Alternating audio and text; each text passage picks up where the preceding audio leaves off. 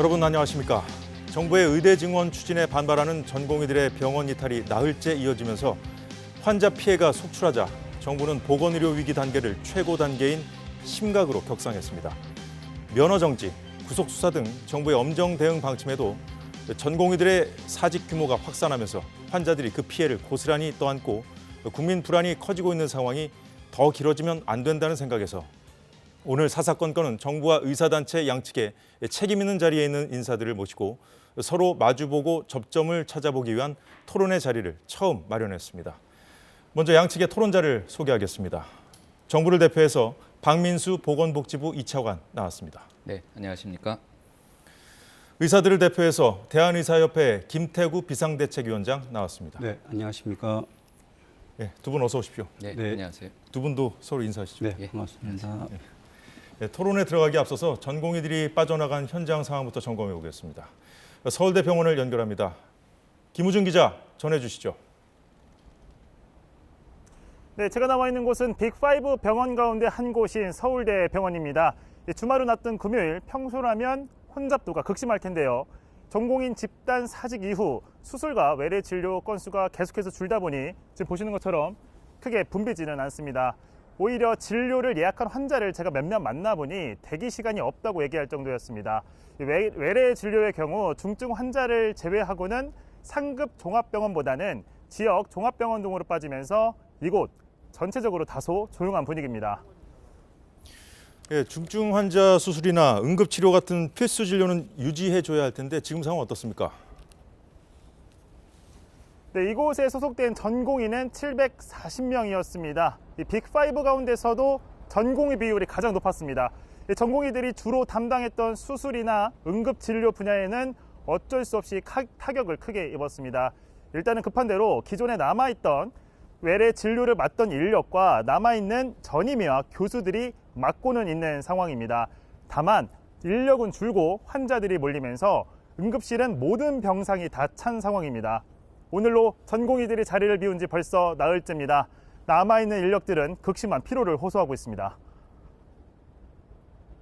평소에는 이제 바로바로 그냥 가면 이제 전공이라 바로바로 봐줄 수 있는데 지금은 그냥 막 한 오는 것은 한 40분 따로 기다리시고. 예.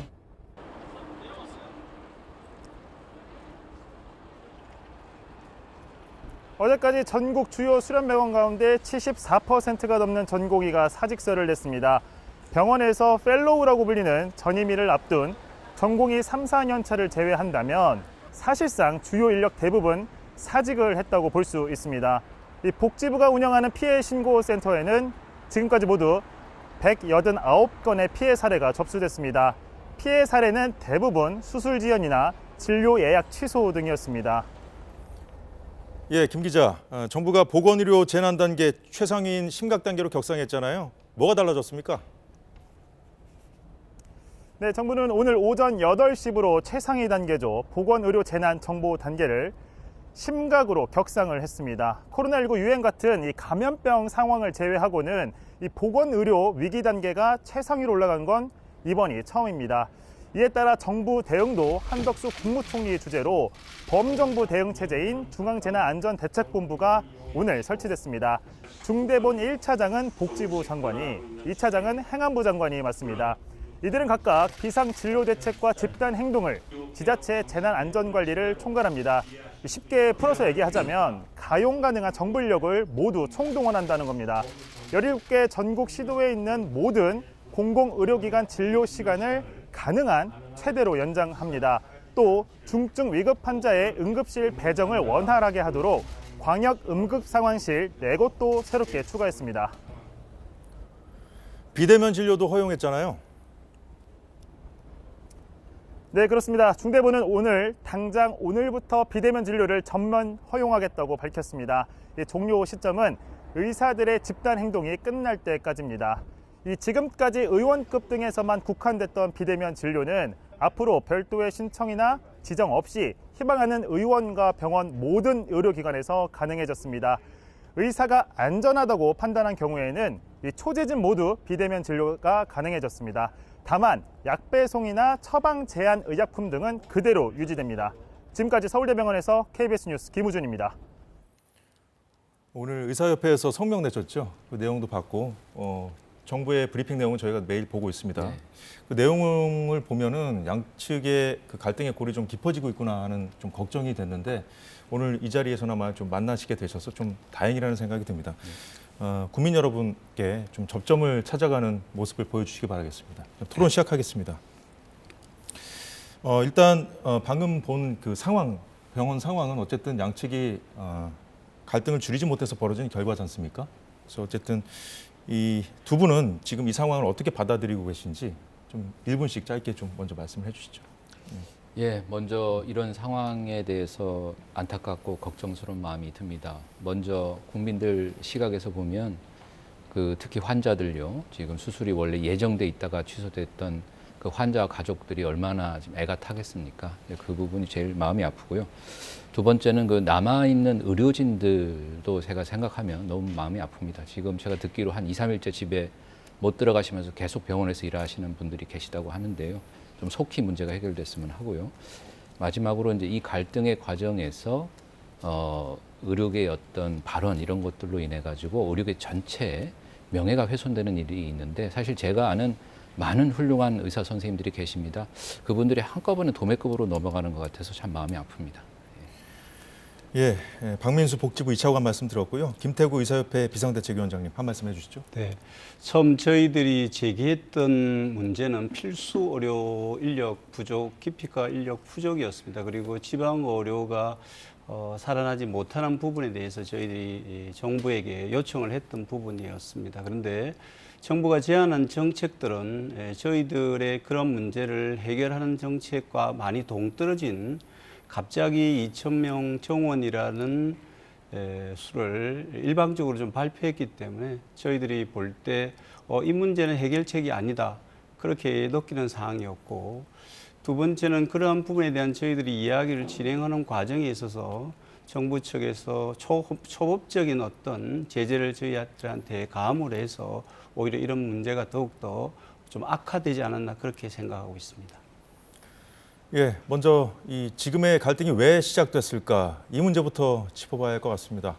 정말 의사 수가 절대적으로 부족한 것인지 아닌지 근본적인 진단부터 정부와 의사들의 입장이 갈리고 있습니다. 진단이 틀리면 대응 방법도 틀리게 되기 때문에 정확한 진단을 내리는 것이 중요하지 않습니까? 자, 박창환께 먼저 여쭤보죠. 왜 의사가 부족하다고 하시는 건지 설명해 주시죠. 예, 먼저 우리나라 의료 체계가 이제 좀 한계에 봉착하고 좀 문제점을 노정하기 시작했다는 말씀부터 좀 드립니다. 병원이라고 하면은 크게 보면은 그 우리가 다니는 큰 병원이 있고요. 그다음에 동네 의원이 있고요.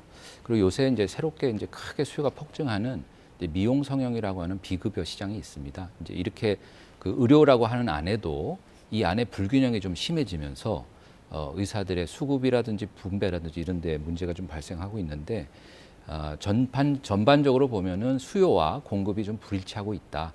수요는 이제 고령화 등으로 이제 급격하게 지금 늘어나고 있는데 공급은 한정이 돼 있다 보니까 그 불균형이 더 심각하게 현상으로 나타납니다. 우리가 많이 경험하는 것들이 있습니다. 대형 병원에서 이제 긴 대기 시간이 있고 그다음에 뭐 상경 진료를 위해서 이제 멀리 오고 예. 또 환자촌이라는 이야기도 있고 뭐 이뿐만 아니라 응급실 뺑뺑이 뭐 이런 게 있는데요. 또 의료기관 입장에서 보면 뭐 지역 병원에서 보면은 심각한 이제 구인난이 있고요. 이에 따라서 임금도 좀 많이 올라가는 이런 게 있고 정작 이제 그곳에서 일하시는 그 의료진들은 잦은 당직으로 인해 가지고 그 개인의 삶이 거의 없으신 분들이 많아요. 제가 굉장히 안타까운 사연들을 많이 들었는데 지난번 대통령 모시고 한 행사에서도 그 어떤 교수님 아이 졸업식 한 번도 못 갔다고 하셨지 않았습니까? 이런 부분들 그리고 진료 지원 간호사라고 그러죠. 이게 이제 한 10여 년 전에 생겼는데 계속 그 숫자가 늘어나가고 있습니다. 그리고 지난번 간호법 사태에서도 있었지만 업무 영역에 대한 갈등들이 생겼는데 이것이 의사의 업무냐 간호사의 업무냐 이런 갈등들 이것은 결국은 전반적으로 보면 병원에 우리 의사가 좀 부족하고 이에 따라서 나타나는 현상들이다.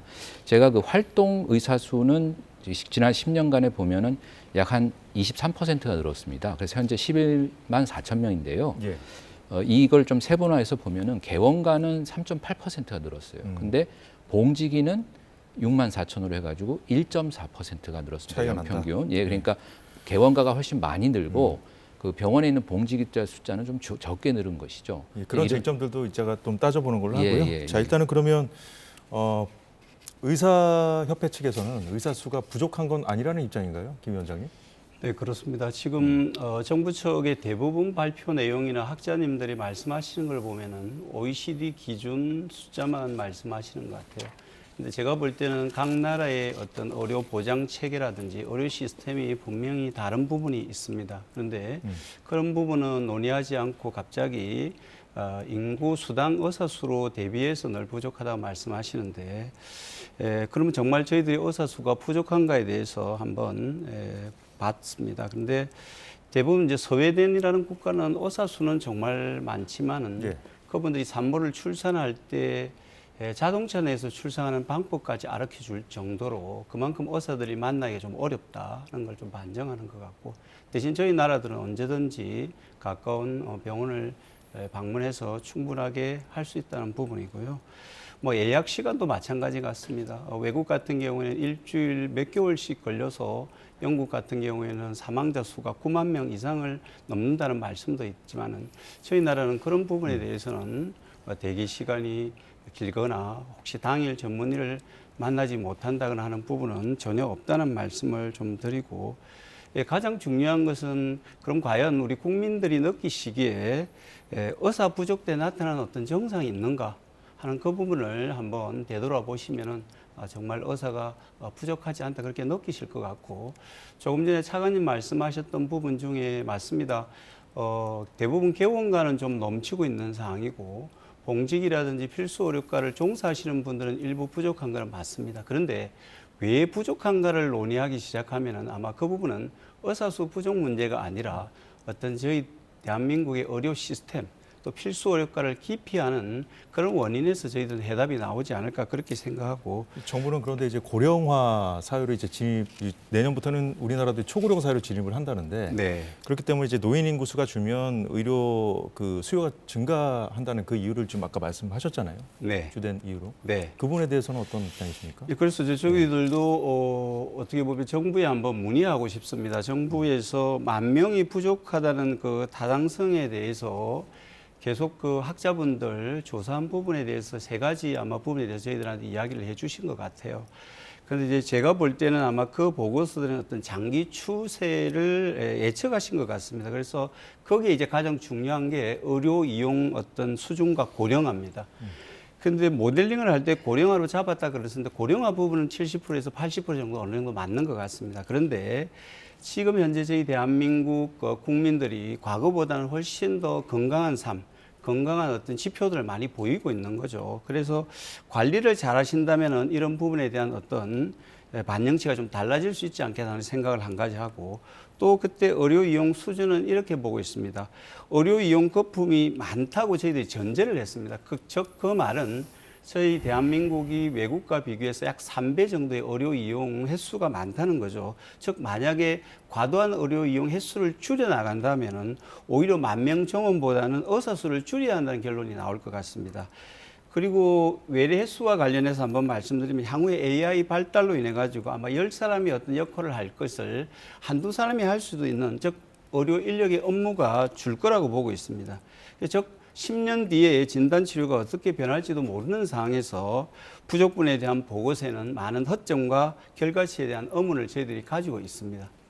보고서에 조금 더- 부족하다는 내용을 지금 말씀하신 보고서에 좀 여러 허점이 있다고 지적을 해주셨는데 박 차관님. 제가 보기에는 이제 대한민국 최고 연구자들이 연구를 했고요. 그 보고서에도 보면 시나리오가 굉장히 다양하게 적용이 되어 있습니다. 그래서 지금 그 위원장님 말씀하시는 그런 부분까지도 시나리오에 넣어서 반영한 부분들이 있고, 근데 그 여러 가지 시나리오 중에 저희들은 굉장히 보수적으로, 예. 그러니까 훨씬 많이 부족하다는 예측도 있었지만 훨씬 보수적인 것으로 보아서 10,000명이 부족하다고 하는 공통점은 거기서 나온 것이고요. 우리가 왜 15,000명이 35년에 가면 부족하다고 했냐면, 그럼 현재는 안 부족하느냐 이런 문제가 있었어요. 그래서 그 부분에 대해서 저희가 추가로 분석을 하였고, 현재도 한 5,000명 정도가 부족하다 이런 이제 결론에 도달해서 예. 15,000이 부족한데, 그럼 이거를 다 증원으로 채우지는 말고 그 중에 10,000명은 증원으로 채우고 예. 나머지 5천 명은 지금 우리 회장님 말씀하신 것처럼 기술의 발전, 그다음에 국민의 건강 증진, 예. 예방의 강화라든지, 그다음에 또 의사 인력의 또 재배치. 왜냐하면 지금도 보면 불균형이 있어가지고 예. 뭐 총량의 문제뿐만이 아니라 어디는 많고 어디는 모자라는 부분이 있습니다. 문제도 그래서 심각하죠. 예, 그런 재배치를 통해 가지고 나머지 5천 정도는 흡수를 할 수 있겠다. 이런 판단이 들었기 때문인데 지금 말씀하신 그걸로는 그 줄기를 다 흡수할 수는 없어요. 그래서 그 줄기 자체는 10,000명을 증원을 통해 해야 되고 나머지 주변에 대한 부분은 그런 노력을 통해서 좀 흡수해낼 수 있겠다. 이 그런 얘기는 판단입니다. 전공의 협회 그 대표도 한 얘기로 제가 알고 있는데 네. 의료 업무가 효율화될 거기 때문에 의사 수가 이렇게 부족하지 않을 거다. 이제 앞으로 더 효율적으로 할 수 있기 때문에 그 부분에 대해서는 어떻게 반박하시겠습니까? 효율화가 돼도요. 그러니까 이런 겁니다. 예를 들면 진단 같은데 지금 AI나 이런 게 도입이 돼가지고 과거보다 더 신속하게 진단을 할 수가 있죠. 그래서 의사가 이제 진단을 할 때 예. 시간을 많이 줄일 수는 있지만 기본적으로 수술하고 진단하고 하는 기본 시간들을 뭐 100에 들어가는 것들을 뭐 50이나 20이나 이렇게 낮출 수는 없습니다. 예. 그래서 보완적으로 줄일 수는 있지만 그것이 방금 말씀드린 대로 기본 줄기 흐름을 바꿀 수는 없다. 예. 네, 그런 말씀을 좀 드리고요. 그리고 주 52시간제도 도입이 됐고 앞으로 네. 의사들의 근무 시간도 좀 그렇습니다. 축소되지 않겠습니까? 예, 그런 근무 부분까지 고려하신 시간도 거죠? 지금 원래는 전공의들이 최근에는 77시간 일을 하거든요. 예. 과거에 그거보다 훨씬 많이 일을 했습니다. 많이 줄었고 지금 앞으로 더 줄여달라는 거 아닙니까? 요구 사항도. 그래서 앞으로 더 줄어들 가능성이 높기 때문에 그리고 워라밸을 지금 강조하는 그 가치관의 변화 이런 것들이 있어서 의료계도 당연히 또 그렇게 해야 되고요. 예. 그게 맞는 것이 그런 점들을 고려를 하면 의대 정원을 증원하지 않고는 이것들을 막아내기가 좀 어려운 상황입니다. 지금 짚어주신 그 쟁점들 차차 저희가 얘기를 해보겠습니다. 네. 우선 그 의사 증원을 둘러싼 갈등은 1990년대부터 꾸준히 불겨졌던 오랜 난제이기도 합니다. 그간의 과정을 잠시 보고 이어가도록 하겠습니다.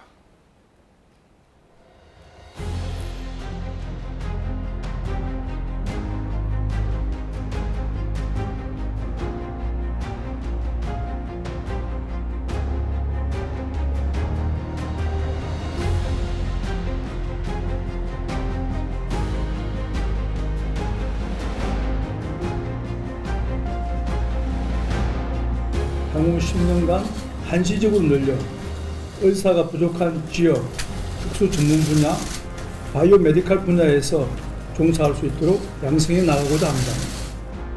화천령에 대한 기준은 무엇인지 묻고 싶습니다. 몇몇이 주장하는 2000년에 감축된 정원 회복이 이유라면 이는 과거로 역행하는 결정입니다.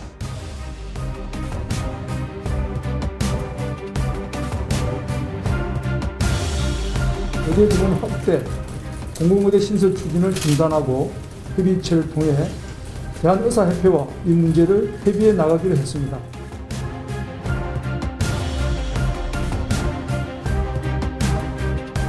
(2,000명) 증원은 말 그대로 최소한의 확충 규모입니다. 의대 증원은 더 이상 늦출 수 없는 시대적 과제입니다.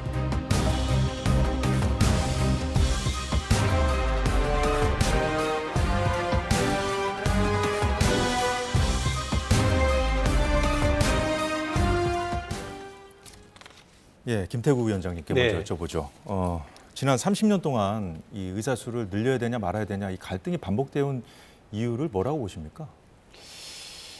갈등이 반복되어 있는 이유는 아무래도 이제 어떤 정부와 저희들 간의 어떤 충분한 어떤 논의 과정이 좀 부족했다고 생각하고 저희들 입장에서는 부족한 부분에 대한 이야기를 필수 의료 쪽에 말씀을 드렸지만 필수 의료요. 네, 기피 현상이라고 봐야 되겠죠. 그런 부분에 대한 정부가 제시했던 내용들이 저희 현장에서 느끼는 것과 괴리가 많이 있었다는 점을 하나의 말씀을 드릴 수밖에 없습니다.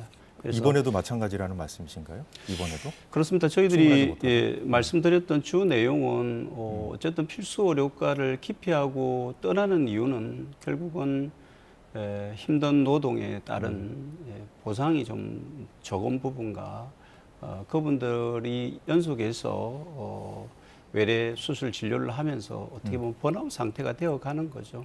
거기에 대해서 저희들이 요청을 했습니다만 그런 것들이 좀 잘 채워지지 않았던 것 필수 의료 기피 현상에 대해서는 저희가 이따가 좀 자세히 짚어보도록 네, 하겠습니다. 그러면 의사 수를 지금도 늘릴 필요가 없다는 입장이십니까?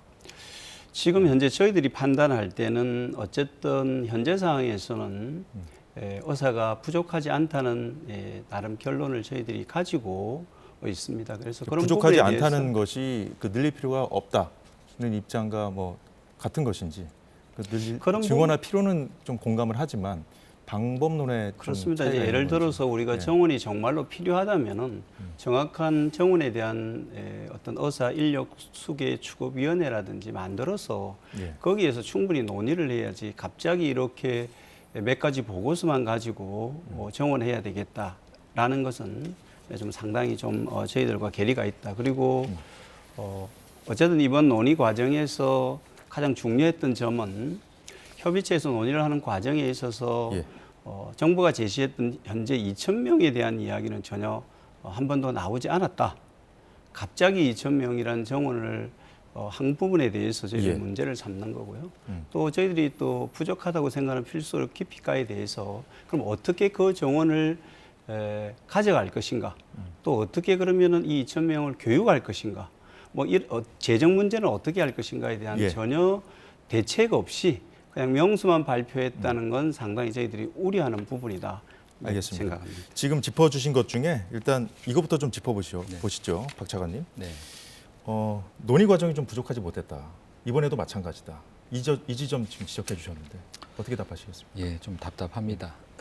잘 아시는 것처럼 아까 자료 화면에도 나왔는데 이제 의대 증원 문제는 올해, 작년 뭐 이렇게 한두 해 추진했던 것이 아니고 그동안에 많은 이제 연구들이 있었습니다. 그러니까 제가 2010년, 12년, 15년, 17년, 19년, 20년 뭐 이렇게 해가지고 각종 연구들이 많이 누적이 되어 있고 이 공통적으로 숫자는 부족하다는 게 나와 있어요. 그리고 저희가 이번에 의사결정했던 것은 그 세 권의 보고서가 이제 가장 최근 거기 때문에 그것을 참조를 했는데 예. 이게 갑자기라기보다는 이런 겁니다.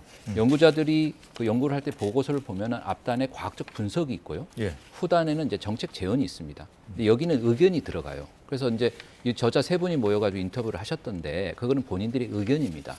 근데 앞단에 있는 과학적 근거, 요거는 거의 결론이 동일하게 나왔거든요. 10,000명 정도가 부족하다는 그런데 거는. 그 보고서를 작성했다는 분들도 예. 구체적으로 2,000명이라는 숫자를 그렇죠. 제시한 건 아니다라고 그거는 하시거든요. 본인들의 의견입니다. 그러니까 이거는 방법이죠.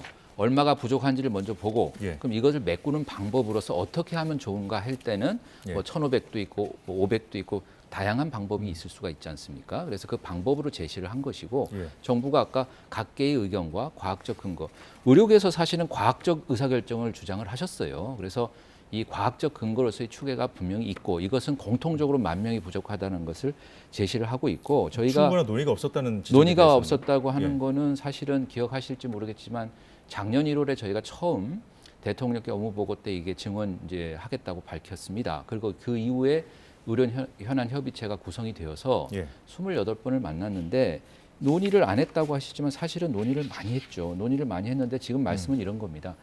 정부가 2,000이라는 숫자를 한 번도 말하지 않았지 않느냐라는 거예요. 그 다음 질문으로 드리려고 했던 건데 예, 말씀해 그러니까 주시죠. 앞단에 예. 부족하냐 아니냐 이런 과학적 근거에 대해서 이 추계가 맞느냐 틀리냐 이거는 그 28번 만난 가운데 굉장히 여러 차례 논의를 했었습니다. 근데 결국 2,000여 수치를 제시하지 않았지 않느냐 이제 그 지적이신데요.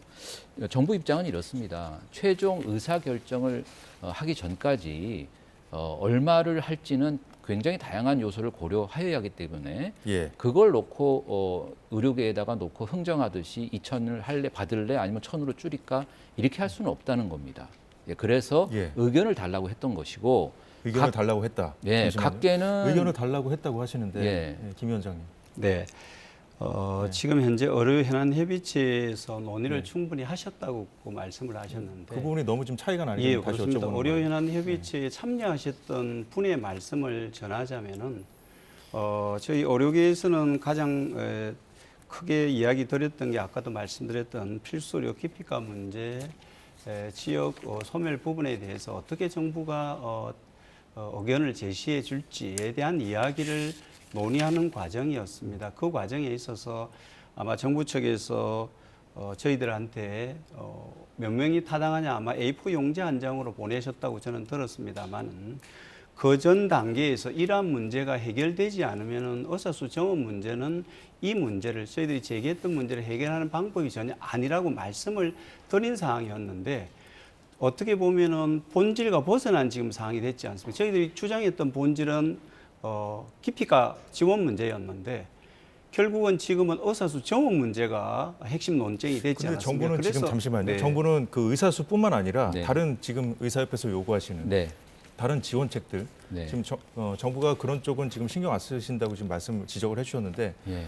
대책 다른 대책 있지 않습니까? 아, 그럼요. 28번 만나서 그러면 증원 얘기만 했겠습니까? 그러니까요. 그게 아니라 지금 말씀하시는 어떻게 하면 필수 의료, 그다음에 지역 의료의 이런 여러 문제들을 해결할 것이냐를 놓고 같이 논의를 한 것이고요. 그게 바로 이제 필수 의료 4대 패키지라고 하는 그 내용으로 정리가 된 것인데 제가 좀 간략하게 정리를 해서 나왔는데 첫 번째가 이제 의료 인력 확충인데 여기에 이제 수련 체계를 개선하는 문제, 그다음에 병원을 전문의 중심으로 바꾸는 문제. 그다음에 두 번째가 지역 의료를 어떻게 강화할 것이냐. 그래서 우리 동네에도 믿고 맡길 수 있는 빅5 같은 병원 만들자 이런 거고 세 번째가 의료사고 안전망.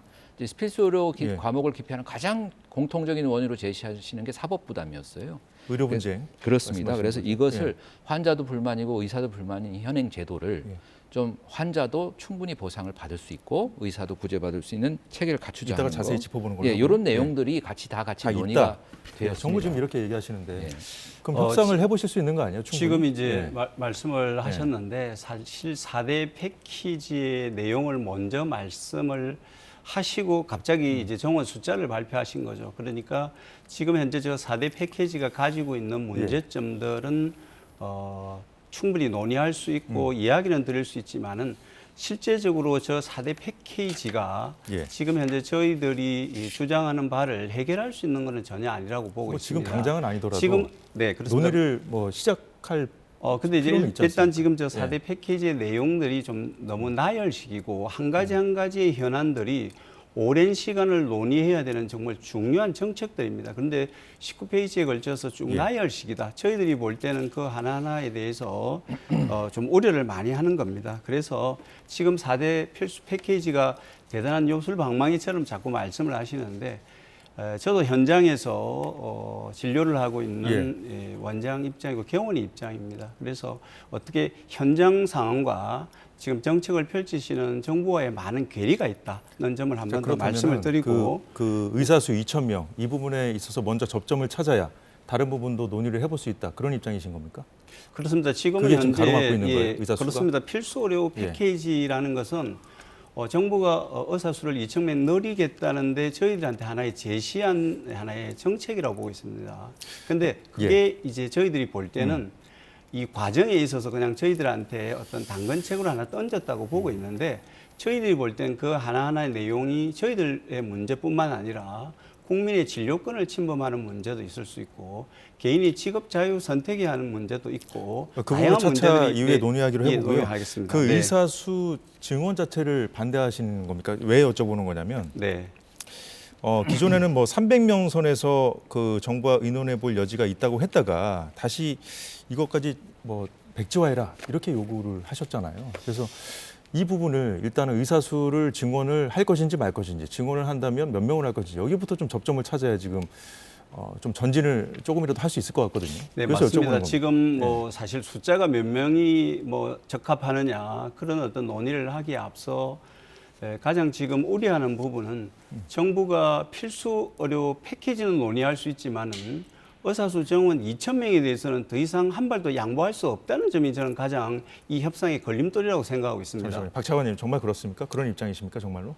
저희가 증원이 계속 지체되어서 2,000명이라는 게 갑자기 너무 많지 않느냐 이제 이런 지적들이 있었잖아요. 그래서 왜 2,000명일 수밖에 없는지를 설명할 때 이게 늦어지면 늦어질수록 그 부족분을 메우려고 할 때 그 증원해야 되는 규모가 늘어날 수밖에 없습니다. 그래서 이거를 지금 다시 또 줄이자든지 아니면 제로 베이스에서 다시 논의하자 그러면 이게 더 뒤로 들어가니 나중에 그 충격이 더 크게 됩니다. 그래서 2,000명이라는 숫자는 양보할 뜻이 없다는 말씀이신가요? 이거는 제가 보기에 협상을 해서 양보를 하고 밀고 땡기고 할 과제는 저는 아니라고 보고요. 진짜 그야말로 객관적이고 과학적으로 결정을 하여야 하는 것이고 그것이 그동안의 의료계가 늘 주장하셨던 바이고요. 그래서 이 부분과 포함해서 그러나 저희가 논제로 삼지 않겠다는 게 아닙니다. 왜냐하면 예. 여기도 방법이 있을 수는 있을 것 같아요. 그 일단 내년에 2,000명으로 시작을 해가지고 네. 그 증원 속도를 조절할 그 의향은 있으신지? 아니 그러니까요. 그런 속도를 조정할 것인지 아니면은 뭐 다른 방법을 찾을 것인지에 대해서 어쨌든 만나서 논의를 해야 되지 않습니까? 근데 답답한 것은 뭐냐면 그런 논의를 하기 전에 그냥 뛰쳐나가 버리잖아요. 지금 문제는. 그래서 이거를 좀 빨리 그 환자 곁으로 돌아와서 회복을 하고 대화의 장에서 토론으로 풀자. 근데 참 의료계와의 대화가 힘듭니다. 왜냐하면 28차례 저희가 1년 전에 발표하고 28번을 만나서 계속 이야기를 하는데 예. 다른 과제들 사실 많이 논의했어요. 그 수가 부분이나 이런 것들. 그리고 처음에 우리가 발표했을 때 의협에서도 당연히 환영의 뜻을 표했고 다만 지금 말씀하시는 몇 가지 의료계 입장에서 굉장히 걱정되는 포인트들이 몇 개 있습니다. 근데 그거는 저희가 전체 보고서 중에 진짜 조그만 영역이에요. 그래서 얼마든지 앞으로 추가 논의가 가능한 부분이고. 근데 이해 당사자인 이 의사들 입장에서는 조금 네. 크게 느껴질 수도 있는 뭐 것이고. 그럴 수 있습니다. 그러니까. 일단은 그 국민들한테는 지금 의사 수 2,000명 네. 예. 이것이 지금 어떻게 어쩌다 그러니까 보니까 사실은 쟁점이 필수 된 의료와 상황인데. 지역 의료를 예. 살리기 위한 종합적인 계획 안에 그 안에 사실 인력도 하나의 파트로 있는 겁니다. 예, 이게 워낙 쟁점이 되고 관심이 높다 보니까 여기에 포커싱이 맞춰지지만 예. 이 전체가 하나의 의료를 정상화하고 의료를 개혁하고 또 앞으로 우리 국민의 미래, 이 예정된 미래 근데 지금 아니겠습니까? 이 의사 수 2,000명이 네. 걸림돌이 되고 있다고 지금 의사협회 쪽에서 이제 말씀을 지금 하셨잖아요. 그래서 예. 좀 여쭤보는 거거든요. 예, 그래서 그 전체를 놓고 같이 또 이야기를 계속 나눠보자 예. 이렇게 말씀을 드리는 거죠. 전체를 놓고 좀 예. 얘기를 제가 볼 때는 예. 그렇습니다. 협상이나 협의라는 것은 상대방이 어떤 받아들일 수 있는 카드를 던졌을 때 그게 협상이 되는 겁니다. 나는 한 발도 물러설 수 없어. 다른 걸 다 어떻게 해결해 나가자고 말씀하시면은 당연히 어려울 수밖에 없다고 생각합니다. 왜냐, 저희들 입장은 2,000명이 너무 과하다, 많다, 없어도 된다고 저희들이 주장하고 있는 입장인데 정부 측에서는 2,000명도 부족하다. 예. 더 이상 여기서 한 발도 물러설 수 없다고 이야기하는 것은 접점을 찾아가야 상당히 어렵다는 말씀을 잠깐 그럼 드리고요. 그 증원 숫자만 조금 조절을 해주면 그 협상장에 나오실 의향이 있으신 겁니까? 협상은 그렇게 제가 받아들여도 볼 되겠습니까? 때 유연하면은 저기 행정적인 부분이나 정책은 예. 전 좀 유연했으면 좋겠습니다. 그래서 이런 유연성을 가진다면은 저희도 당연히 어떤 협상 테이블에 앉을 일단 수 지금 있고 쟁점들이 너무 많은데 네. 그 중에서 뭐가 지금 좀 유연하게 좀 일단 나왔으면 좋겠다는. 결국 의사수의 의사수는- 지금 현재 예. 2,000명 픽서 부분이죠. 정해진 부분이 뭔가 정책적으로 좀 유연성을 가지셔야 저희들이 나설 수 있다는 말씀을 한 가지 드리고 예. 그다음에 그동안 계속 동결됐다고 말씀하시는데 실제적으로는 저희들이 과거에 2000년 의학분업 당시에 그 당시 정부에서 제가 학교만 다닐 때도 23개 대학교였습니다. 근데 제가 졸업할 무렵이 되니까 40개 의과대학이 된 거였습니다. 네. 즉 그 말은 그만큼 일시적으로 폭발적으로 늘었다는 거죠. 늘은 숫자였기 때문에 당시 보건복지부에서 이대로 가서는 안 된다 해서 350명의 정원을 줄이셨던 거거든요. 그런데 그때부터 시작해서 매년 3,000명씩이 나와서 지금 20년 동안 6만 명이 더 추가가 된 거고 올해부터 10년 후까지도 매년 안 나오는 게 아닙니다. 3,000명씩 나오면 3만 명이 배출되는 거죠. 충분하게 저희들이 볼 때는 그 인원으로 지금 현재 여러 가지 말씀하셨던 걸 다 해결할 수 있는데 단지 하나 걱정하는 것은 정말 깊이가를 가지 않는 게 문제죠. 그 부분에 대해서 지금 저희들이 어떤 개선책을 근데 정부도 그 다른 지점들 뭐 수가 네. 문제라든가 네. 근로 환경, 열악한 환경을 조금 뭐 개선하는 문제 네. 다 같이 논의할 수 있다는 거잖아요. 그런데 네. 이제 그 근로환경 예. 개선에 대해서 지금 제가 젊은 우리 전공의 선생님들이 요구하는 게 그렇습니다. 지금 거의 뭐 주 77시간, 80시간을 중노동에 시달리고 있으면서 그건 뭐 네네. 네. 근데 이제 이따가 문제는 얘기할 건데 예, 알겠습니다. 정부는 지금 의사 수를 증원해서 그 문제도 충분히 해결할 수 있다는 거 아니에요? 물론 다른 예, 대책들도 그렇습니다. 갖고 계시지만 그러니까 저희는 증원만으로 지금 말씀하시는 모든 문제를 해결하겠다는 것이 아니고요. 그건 아니고요. 예, 예. 지금도 이미 부족한 것의 현상에 목에 차 있다. 그 상황들을 제가 처음에 설명을 드렸던 그런 내용들이고 앞으로 그것이 더 심해질 것이기 때문에 지금 손 쓰지 않으면 안 된다는 겁니다. 왜냐하면 의대 정원은 늘려도 이게 당장 내년에 의사들이 나오는 것이 아니고 10년 후에 나와요. 그러니까 지금 결정을 해야만 하는 겁니다. 이게 늦어지면 늦어질수록 국민들의 고통이 더 커진다 이런 점이고요. 지금 아까 우리 회장님 말씀하신 것 중에 3만 명이 그렇죠. 현행 그 유지를 계속해도 10년이 되면 3만 명이 됩니다. 그 배출되는 수가. 그러나 뭐를 고려를 안 하시냐면 수요를 고려를 안 하세요.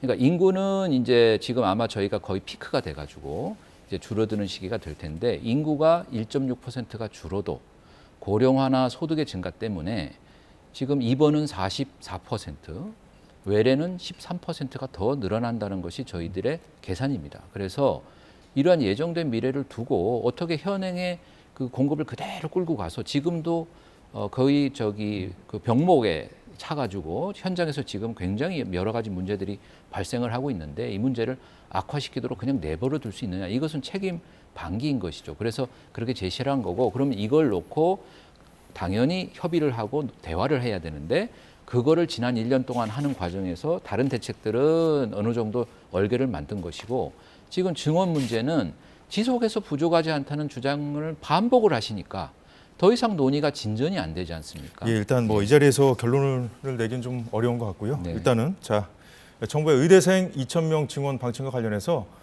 의료계는 의대는 실습이 중요한데 한꺼번에 2,000명씩 늘리면 정상적인 교육이 어려울 수밖에 없다. 교육의 질이 떨어질 수밖에 없다고 지적합니다.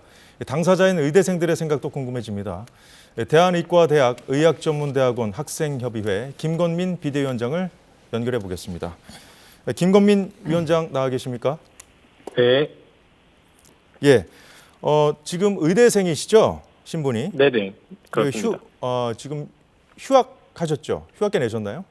네, 현재 휴학계 제출을 한 상태입니다. 지금 어디서 어떻게 지내고 계십니까?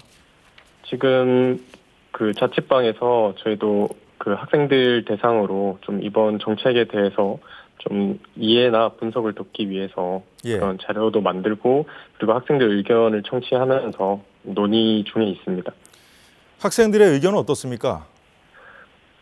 저도 현장에서 좀 학생들의 다양한 목소리를 듣고 있는데요. 예. 제가 다양하게 전해주시죠. 예. 네, 개인적으로 느꼈을 때 학생들이 공통적으로 말하고 있는 부분을 말씀드려야겠습니다. 집단 휴학이라고 표현을 해주시는데 학생들 휴학계 제출은 본인 이외에는 그 누구도 강제하거나 독촉할 수 없는 부분이기도 하고요. 그리고 이번 의대 정원 확대와 필수 의료 패키지 정책으로 인해서 본인들의 학업을 지속하기 어려울 정도로 박탈감과 회의감을 느끼고 있고요. 우리 의과대 학생들은 학창 시절부터 수년 동안 의사라는 사명감 있는 직업을 꿈꾸고 열심히 공부해서 의과대학에 들어온 학생들입니다. 성인이 채 되기도 전에 평생 직업으로 타인을 위해 살겠다고 다짐한 학생들이고요. 그리고 의과대학에 온 후에도 잠 못 자면서 배우고 학습한 지식을 나중에 온전히 환자를 위해서 바칠 걸 그 어린 나이부터 결심한 학생들이거든요.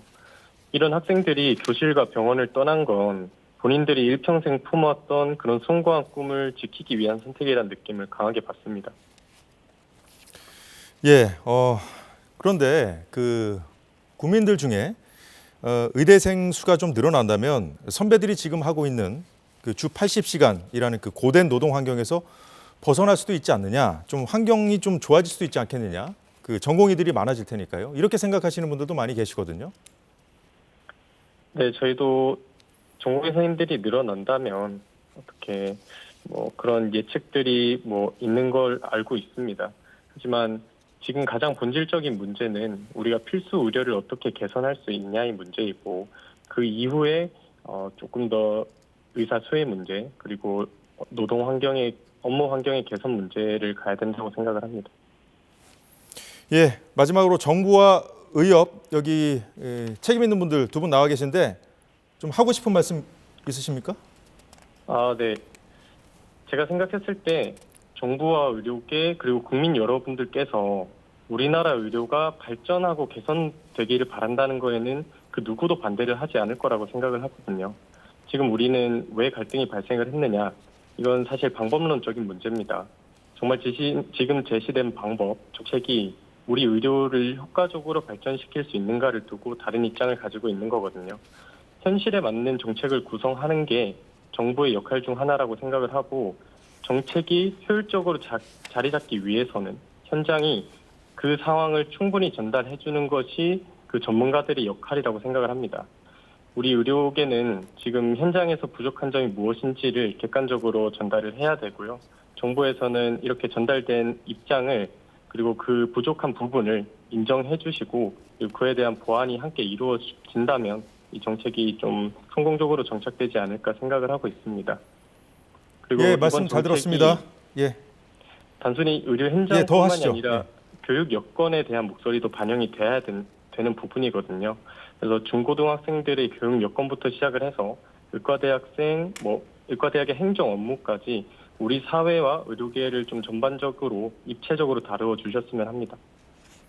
예, 잘 들었습니다. 김건민 의대협 비대위원장이었습니다. 예, 김태구 위원장님께 네. 먼저 여쭤보죠. 지금 의대생 단체 대표 입장 네. 들어봤는데 네. 어떠셨습니까? 저는 그 요즘 의대생과 전공의들의 모습을 보면서 저희들 과거에 제가 그 나이 때 어떻게 했나 이런 생각들을 많이 해봅니다.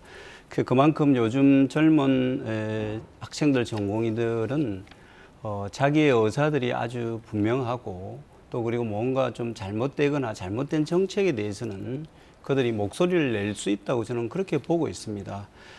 그래서 저는 이번 정책이 어떻게 보면 젊은 친구들, 지금 현재 의과대학생 전공의들이 이해 당사자라고 생각하고 예. 있습니다. 그런데 정부에서 이런 이해 당사자에게 정말 어떤 책임 있는 자세로 설득하고 설명하고 그런 과정이 필요했나? 저는 그렇게 반문해 보고 싶습니다. 아마 우리 지금 현재 전공의 젊은 의사들이 느끼기에는 아마 그런 데에서 오는 어떤 괴리감도 있었을 거고요. 이해 당사자인 그 의대생들에게도 정부가 좀 책임 있는 자세로 좀 설득하는 모습을 좀 보여줬으면 좋겠다. 이런 말씀하셨는데 박 차관님. 예, 제가 요 의료 교육의 질 말씀드리기 전에 아까 팩트 체크를 좀 하나 해야 되겠는데 아까 회장님께서 지난 350명 감원이 보사부에서 당시에 그렇게 했다고 했는데요. 이거 잘 아시지만 의약분업이 그때 일어나면서 대규모 또 파업이 있었고 그 파업을 그 푸는 조건의 하나로서 그 감원 10%를 이제 내거셨어요, 의료계에서. 그래서 그 정부가 수용을 해가지고 그때 350명이 줄었고 이거 제가 브리핑 때도 말씀드렸는데 350명이 그때 줄지 않았으면요. 지금 현재 아마 6,600명의 의사가 더 배출이 됐습니다. 그러면 오늘 겪고 있는 이 의사 부족의 현상을 우리가 안 겪을지도 모릅니다. 그리고 그 상태로 계속 쭉 가면 2035년에는 10,000명이 넘는 의사가 더 배출이 되거든요. 그러면 지금 저희가 이번에 증원하려는 그 숫자와 동일해진다. 그러니까 정부가 2,000이라는 숫자를 급격하게 많이 늘린다고 하지만 그것은 그동안에 너무 감원하고 안 늘린 부분이 누적됐다는 말씀을 드리고요. 교육의 질에 대해서는 제가 좀 이렇게 말씀드리면 세 가지입니다. 이게 지금 증원을 하면 현재 과연 이게 충분히 교육이 질 저하 없이 가능하냐? 당연히 정부가 이 부분을 따졌습니다. 예, 학교와 함께 다 따졌고요. 그래서 충분히 가능하다라고 판단이 되었고 학교에 수요도 받았고 또 전문가들과 함께 검증도 거쳤고 우리 의료평가 인증 기준에 맞춰서도 다 보았고요. 지금 이제 뭐 건물이 없다든지 이런 것들은 추가 보완이 가능하다라는 답변이 있었고, 그 다음에 이게 이렇지 않습니까? 지금 이제 주로 말씀하시는 게 기자재, 그 다음에 교수의 수 이런 것들이 부족하다고 했는데 지금 내년에 입학을 하게 되면 이제 2년의 그 예과 과정이 있고요. 그래서 지금으로부터 한 1년 반 이상 시간이 있습니다. 그래서 그 사이에 필요한 추가 그 교수의 채용 이런 것도 되고요. 정부는 국립대에 대해서는 이런 교육 투자에 대해서는 적극적으로 하겠다는 것 방침은 이미 발표가 있었습니다. 그리고 지금 정부 부처 간에 국립대 의대 그 교수 TO를 상당히 늘리는 걸 협의하고 있고 숫자도 이미 일부 보도도 났었는데요. 그리고 사립대의 경우에도 저희가 그 사립 이제 정원을 이제 배정할 때 후속으로 이 교육에 대한 투자들을 지속적으로 하도록 그런 것들을 조건부로 해가지고 저희가 배정하고 또 좀 살피겠다. 구체적인 내용, 재정과 관련된 그런 내용이 좀 아쉽다는 지적이 있거든요. 그러니까 재정에 대해서는 그 지난번에 행안부에서도 발표가 있었습니다만은 그 숫자가 좀 나갔어요. 그러니까 지금 한 그 국립대 같은 경우는 약 1,000명 가까이 이렇게 증원을 검토하고 있는 그런 숫자도 나갔고, 그래서 저희가 교수 TO도 늘리고 사립대는 저희가 TO를 드리는 게 아니라서 거기는 재단에서 투자가 이루어져야 되는데 그 부분도 저희가 후속 관리한다는 것이고, 지금 일부 대학은요 이미 교수 3명당 학생이 1명 있는 학교들이 있어요. 예. 그리고 2명당 1명 있는 학교도 있고. 그래서 교수가 부족하다 이게 잘 납득이 안 되고 제가 교육질이 떨어진다라고 하는 교수님 몇 분께 여쭈었거든요. 왜 예. 이런 지적을 하십니까? 그랬더니 가장 이제 해결이 안 되는 부분이 뭐냐면 요새 1대1 교육을 많이 한다. 근데 이제 갑자기 몇십 명씩 돌아오면 그게 좀 불가능하지 않느냐 이런 것인데요. 예. 그걸 할 수 있도록 교수를 충분히 충원하면서 하면 될 것 같고 저희가 좀 시간적 여유가 있다 이런 말씀을 좀 교수를 충분히 좀 예, 채용을 예, 하실 거다. 예. 저도 그러면 우리 알겠습니다. 차관님께서 뭐 팩트 체크 하셨으니까 저도 예. 조금 말씀을 드리도록 하겠습니다. 지금 이제 차관님이 말씀하시는 것은 자꾸 양쪽으로 많이 가시는 것 같아요. 저희들이 생각하는 거는 의료의 질이고 네, 네. 그렇습니다. 그래서 그 부분은 조금 차이가 있다고 말씀드리고 이번에 가장 저희들이 좀 안타까워하고 예. 그다음에 좀 잘못됐다고 생각하는 게 결국은 정원에 대한 수요 조사였습니다. 그래서 제가 알기로는 아마 복지부에서도 제일 처음에는 협의하는 과정에 있어서 아마 350명 정도 복지부도 먼저 생각하고 계셨던 걸로 제가 알고 있고 그다음에 대학병원 국립대학병원장님께서는 대략적으로 10개 국립대학병원에 필요한 인원이 한 580명 정도 아마 복지부에 또 아마 이야기를 하셨던 걸로 제가 그렇게 알고 있습니다. 그런데 그런 과정이 있다가 어느 날 이제 조금 갑자기 2,000명이 나왔다는 게 저희도 조금 어화스러워했고 수요 조사라는 거는 저는 그렇게 보고 있습니다. 각 대학에서 지금 벚꽃 피는 순으로 대학이 망해가고 있다 하는데 지역마다 어떤 수요를 조사하면 당연히 대학에서는 신입생을 많이 받는 게 좋겠죠. 그러다 보니까 의과대학에서 학장님들이 수요 조사하고 올렸던 내용과 총장님과 대학 본부에서 올렸던 내용들이 확연하게 차이가 있다는 이야기를 저희들이 들었습니다. 그 그래서 인원수를 받아서 이제 정부가 2,000명이라는 숫자를 그렇습니다. 그때 2,000명에서 4,000명이 정원이 필요하다는 거죠. 그래서 잠깐만요. 그리고 나서 이제 검정 과정에 있어서도 그 당시에 복지부에서 각 섹터로 해서 몇 명씩 해서 보내서 한 달 안에 어떤 검정을 하시겠다 그랬는데 또 저희들이 조사한 바에 의하니까 그분들이 오셔서 실제적으로 어떤 검정 과정을 거칠 때 뭐 하나의 예를 들자면 어떤 병원을 짓고 있으면 이 병원이 있으니까 여기서 다 수용이 가능하겠네 하고 가셨던 검증단도 있다는 이야기를 교수협의회 교수님을 통해서 제가 들었습니다. 그러니까 그런 부분에 대한 저희들도 좀 팩트 체크가 필요하고 혹시라도 그런 부분에 대한 정확한 자료들이 있으면은 저희들 정보 공개 요구를 할 테니까 좀 주시면 좋겠고.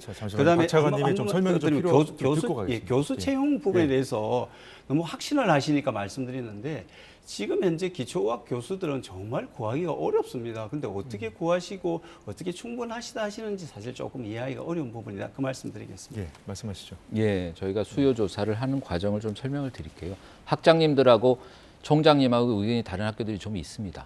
근데 이제 학장님들은 이런 거예요. 지금 강의실 다 찼는데 공간이 없다. 근데 총장님이 보시기에는 그 옆에 건물이 다른 대학 소속의 건물이 있고 여기는 공용으로 쓰고 있는데 요거는 조금 리노베이트를 하면 된다. 그래서 공사는 얼마 걸립니까? 2, 3개월 정도 공사하면 된다. 이런 부분은 학장님들은 모르시는 부분이에요. 그러니까 학교는 학교 전체 차원의 그 예산과 이런 것들을 다 총괄적으로 보고 있기 때문에 그런 측면에서 좀 의견이 다를 수 있는 부분들이 있었다는 말씀을 좀 드리고요. 저희가 그래서 건물이 현재는 없지만 리노베이트 가능하다라고 하는 그런 계획을 낸 학교는 진짜 그 건물과 그것이 용도 변경이 가능한 것까지 확인을 했습니다. 그것이 없는 곳은 제외를 했고요. 예, 그래서 철저하게 그 학교가 낸 계획까지 검증을 좀 마쳤다는 말씀을 드리고요. 교수 채용이 어려운 거 사실입니다. 이 기초가 뭐 병리학, 생리학, 양리학 이런 부분들인데요. 최근에도 뭐 그런 경향이 있지만 원래는 의과대학에서 이 학문을 전공하신 분들을 교수로 하시는 것이 가장 좋죠. 근데 지금 일부 대학에서는 이미 의과대학에 들어오신 분들이 이런 학문을 잘 안 하세요. 그래가지고 배출되는 인원이 없다 보니까 이제 타 기초 학문에서 하신 분들을 좀 채용하신 경우들이 있거든요. 그래서 충분히 저는 채용이 가능할 것으로 이렇게 판단을 합니다. 그래서 잘 들었습니다. 잠시만요. 네. 오늘 이 토론 자리를 마련한 이유는 이번 사태가 환자들의 피해로 이어지고 있는 상황을 속히 타개하기 위한 그런 데 도움이 되고자 함입니다. 환자들과 가족들 입장도 잠시 살펴보도록 하겠습니다. 예, 전화 연결이 지금 아직 안 됐습니까? 예. 자, 그럼 우리 박 차관님 말씀 좀 더 듣고 이어가도록 하겠습니다. 네. 예. 예, 말씀하시죠. 예, 그래서 저는 이 증원의 교육의 질 문제를 이제 재정하고 교육의 질 이 두 가지가 아마 증원 반대 가장 많은 포인트인 것 같은데 교육의 질이라는 걸 물론 교수님들이 담당을 하시니까 교수님들이 제일 잘 아실 겁니다. 그래서 저희도 이제 소통을 통해서 어떤 부분이 가장 걱정이 되고 문제가 되는지 들어보면 그런 부분들이 이거는 조금 시간을 두고 투자하거나 이러면 충분히 극복이 가능한 부분이겠구나. 극복이 가능한 부분이다. 예, 저희는 그렇게 판단을 했고요. 예, 그래서 질 떨어지는 것이 없이도 2,000명 증원이 가능하겠다 이렇게 판단을 한 것입니다. 예. 제가 볼 때 그렇게 이제 그 차관님이 보실 수도 있지만은 제가 80년도에 졸업 정원제 30%의 세대입니다. 당시 이제 제가 다니던 학교는 뭐 진주의 공립대학을 다녔었는데 그 당시는 저희가 이제 초창기에 막 신설된 학교였습니다. 그래서 저희들은 당시에는 이제 정말 강의실이 부족해서 왔다 갔다 했던 그런 기억도 나고 그렇습니다만은 그 당시에 가장 애로점이 뭐였냐 그러면은요. 해부학 실습하는데 카데바가 하나였고 그 실습실에 전체 카데바가 한 6구 정도밖에 없었습니다. 기증된 시실을 말씀하시는 거죠? 예, 기증된 네, 맞습니다. 근데 거기에 한 100명 이상이 들어와 있으니까 대개 한 구당 한 15명에서 20명 정도가 있었죠. 그럼 앞에 한 10명 정도로 볼 수 있지만 뒤에 분들은 정말 못 봤어요. 그래서 계단 의자를 올려놓고 보다가도 그냥 더 이상 진행이 안 되면 나가기도 하고. 그러니까 어떻게 보면은 그런 이제 과정들로 봤을 때는 결국은 질이 많이 떨어진다. 근데 최근에는 그런 강의실을 만드는 게 중요한 게 아닙니다. 지금 최근의 시스템은 어떻게 보면 학생들이 거의 병원에서 실습 위주와 수술장 모든 분야에서 들어가는데 환자와 교수님이 계시는데 10명, 15명이 들어가서 실제적으로 실습을 할 수 있는 구조가 아닙니다. 즉 그런 부분에 대한 저희들이 말씀을 드리는 것이 강의실이 뭐 몇 개 있다 없다가 아니라는 점 한 번 더 말씀을 드리겠습니다. 정부가 그 부분도 좀 신경 쓰고 계시니까 저희들 뭐 참고하실 만한 내용인 것 같습니다. 그 시신이라든지 뭐 그 실제로 심장 뭐 이런 이제 그 기자 뭐 그걸 뭐라고 해야 되는지 뭐 그런 것들이 이제 많이 부족하다는 얘기 들었습니다. 그래서 이 부분은 정부도 좀 적극 나서 가지고 그런 것들을 적극 구할 수 있도록 저희가 힘을 합치면은 충분히 극복이 가능한 문제인 것 같습니다. 다음 주제로 넘어가 보도록 하겠습니다.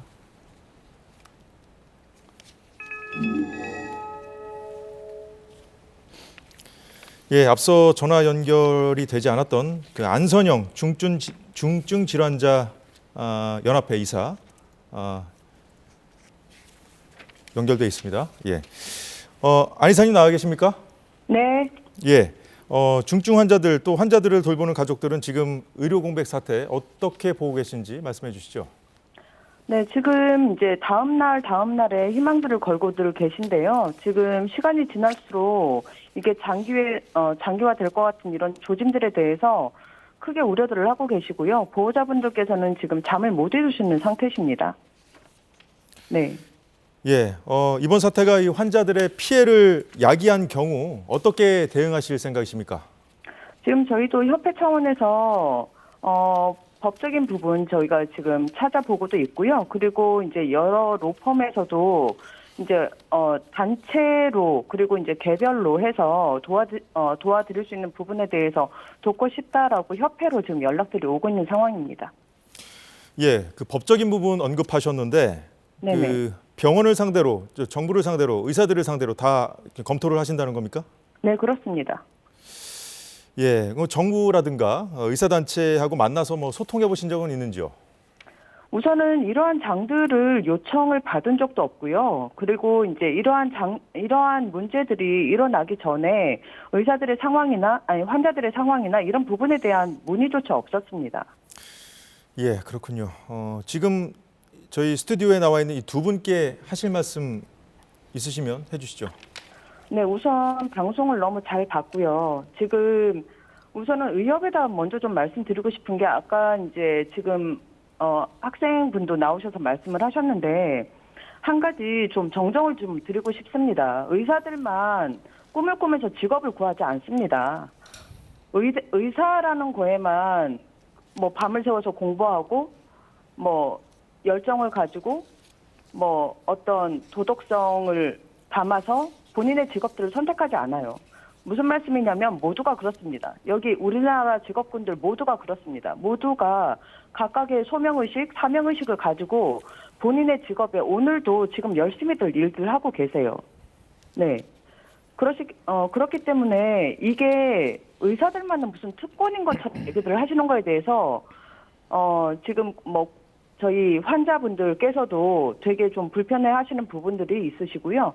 그리고 의협에다가 말씀드리고 싶은 게 지금 의사들이 자리는 지켜주셔야 되지 않습니까? 지금 많은 어떤 뭐 문제점들 지금 말씀들을 하셨는데 이거는 데스크에서들 하셔야 되는 말씀이시고 우선은 정확한 거는 지금 정부도 의협도 지금 환자를 내팽개쳤어요.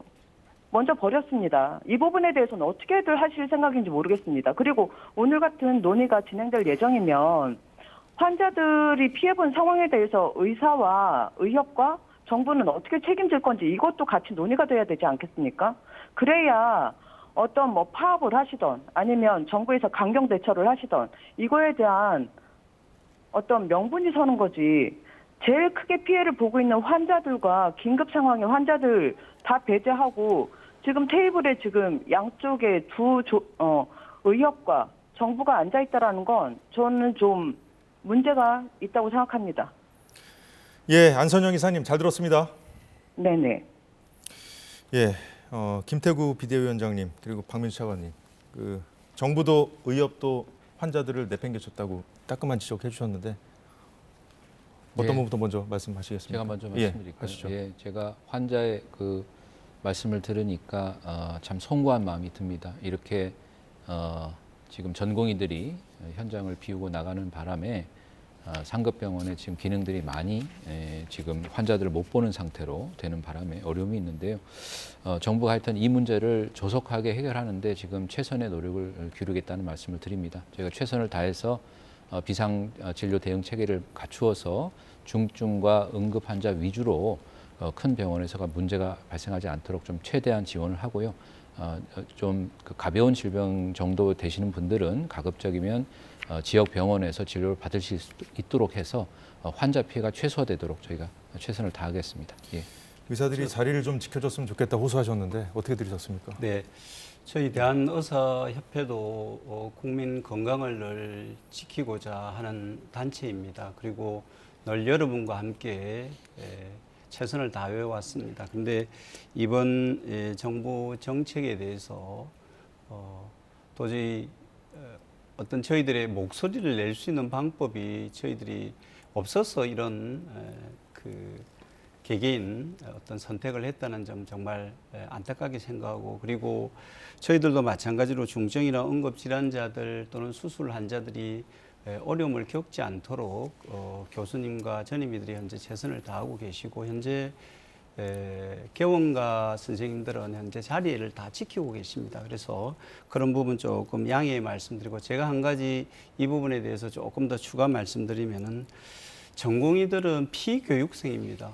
근데 전공의들이 어떻게 의료 현장을 떠났다고 해서 대한민국 의료 시스템이 붕괴가 된다는 것은 제가 볼 때는 정부의 어떤 정책적인 부분에 조금 문제가 있지 않나 그런 생각도 하면서, 여하튼 저희 의료계뿐만 아니라 모든 분들이, 대한민국 모든 분들이 자기의 어떤 꿈을 위해서 열정을 가지시고 일하는 부분에 대해서 저희들이 폄하를 하거나 그런 부분은 전혀 아닙니다. 다 같이 대한민국 국민으로서 늘상 모든 분야에서 각자 맡은 최선을 다하고 있다고 저는 그렇게 생각하고 있습니다. 네, 여러 가지로 많이 송구스럽고 죄송하지만은 곧 저희들이 빠르게 복귀할 수 있도록 정부가 전향적으로 저희들의 의견을 많이 들어주었으면 좋겠다는 말씀 드리겠습니다.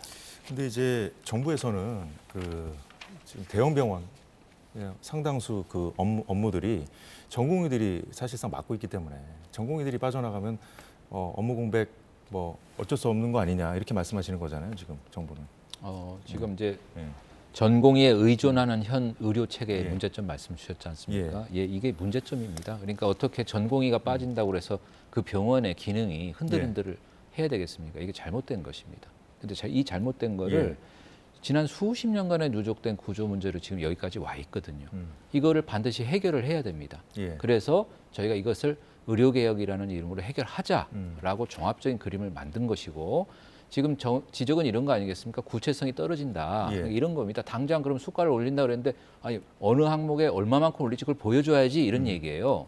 그래서 그 구체화해 나가는 과정들이 앞으로 반드시 있어야죠. 근데 그거를 같이 지금 머리를 맞대고 하나하나 만들어 가야 되는데 예. 그거를 논의도 하기 전에 전체 그림이 마음에 안 든다 이러면서 그냥 튀쳐나가 버렸단 말이죠. 그러니 지금 구조화된 문제를 이것을 해결하자고 만든 그림이고 예. 거기를 해결하는데 증원도 반드시 좀 필요하다.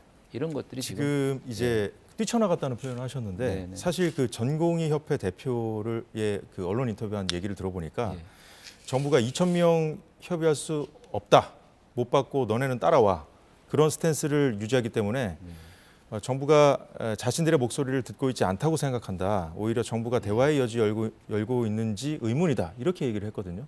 이 부분에 그런데, 대해서 어떻게 예, 답하시겠습니까? 그 한번 시간 순으로 예. 뉴스를 쭉 한번 보십시오. 정부가 2,000을 발표한 바로 그 다음 날인가 파업을 예고를 했습니다.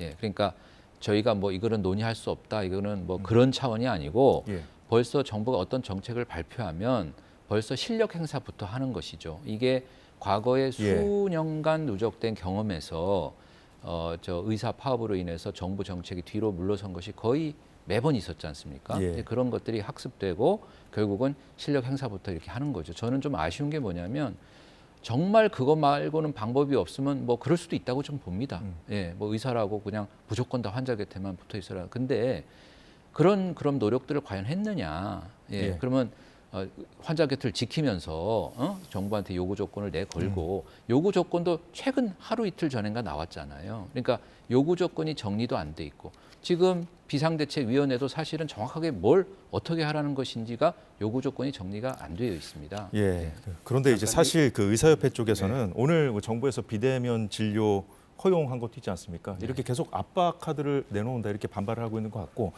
다만 그 국민들 그 여론 중에는 이런 여론도 있는 것 같습니다. 의사들에게 뭐 나가더라도 협상은 좀 해보고 나가야 되는 거 아니냐, 나갔어야 되는 거 아니냐, 뭐 이런 지적이 있거든요. 네. 예. 조금 전에 차관님 말씀하셨는데 전공의들이 갑자기 나갔다 이렇게 말씀하시는데 그것은 아닌 것 같고요.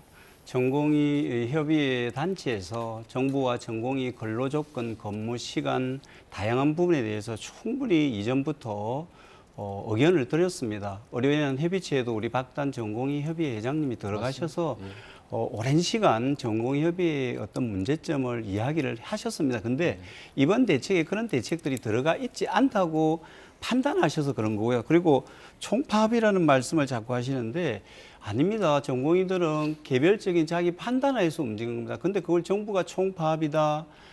이전에도 그렇게 때를 썼다. 이번에는 본때를 보여주자라는 생각을 가지고 저희 전공의와 저희들한테 협상을 요구하시면 그 부분은 안 된다고 생각합니다. 그래서 국민 불안은 어떻게 보면 저희 의료계 단체가 한 게 아니라 정부가 사실 먼저 압박하고 조장한 부분이 있다고 저는 그렇게 생각하고 있습니다. 그래서 그런 부분들도 지금도 어떻게 보면은 하루가 멀다 하고 뭔가 명령 그리고 구속 수감 이야기까지 나오는 것 같아요.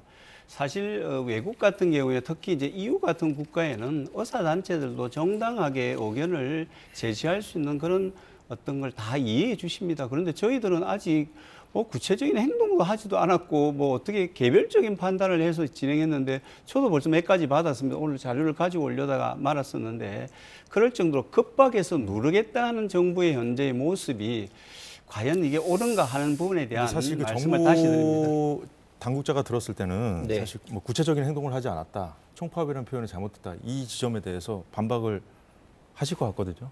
박 차관님. 네. 예, 이게 자꾸 저희가 지금 갈등을 키우려고 하는 건 아닌데 예. 계속 지금 두 분이 지금 이걸 갖고 서로 벽만 보고 논쟁을 얘기하시는 것 해서는 같아가지고. 끝이 없을 것 예. 같습니다. 그렇습니다. 그런데 예. 네. 이제 누군가의 지시에 의해서 한 게 아니라 각자 했다. 그런데 어떻게 그렇게 같은 날 다 나가는지 제가 참 궁금하고요. 아마 요새는 이제 이 SNS 같은 것들이 있으니까 의견을 서로 나누어서 미리 이제 그 맞춰서 가는 거겠죠. 그러니까 실질적으로 이것이 단체 행동인지를 보는 것이지 그게 어디에 뭐 드러난 그리고 분명히 성명이나 이런 데에도 그런 것들을 예고한 바가 있고요. 그게 예고가 됐을 때 정부로서 그거를 아무 대책 없이 그냥 넉놓고 있을 수는 없는 것이죠. 그리고 정부가 여태까지 내린 명령이 위압적이라고 하지만 그 명령의 내용은 이런 겁니다. 자리를 지켜달라라고 하는 그 내용이에요. 네. 접점을 찾을 수 있는 것부터 좀 머리를 맞대는 노력을 네. 좀 해주시기 바라겠습니다. 다음 주제 넘어가 보도록 하겠습니다.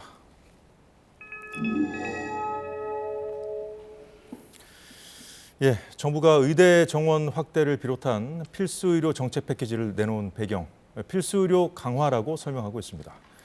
관련해서 최근 문제가 되고 있는 필수 의료 붕괴에 대한 영상 함께 보고 이어가겠습니다.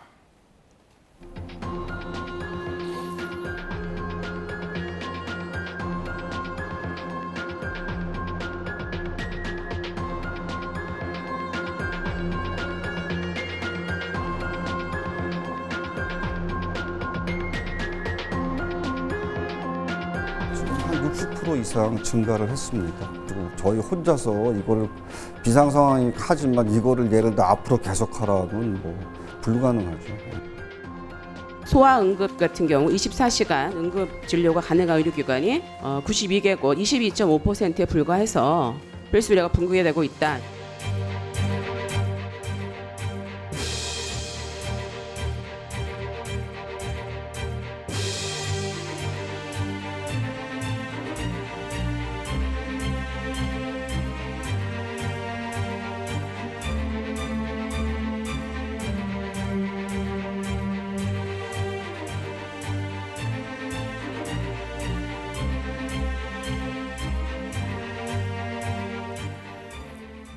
예, 방금 본 상황은 전공의들이 필수 의료과들을 기피하기 때문에 나타난 현상인데 김태구 비대위원장님. 네. 기피하는 원인이 뭔지 좀 우리가 짚어보면 해결책을 좀 찾아볼 수 있지 않을까 싶어서 네, 맞습니다. 여쭤보겠습니다. 필수 의료를 기피하는 원인을 찾으면 예. 바로 정답이 나올 것 같습니다. 저희들이 그동안 추정했던 것도 그거고요. 말씀해 주시죠. 지금 현재 필수 의료를 하면 할수록 적자 구조입니다.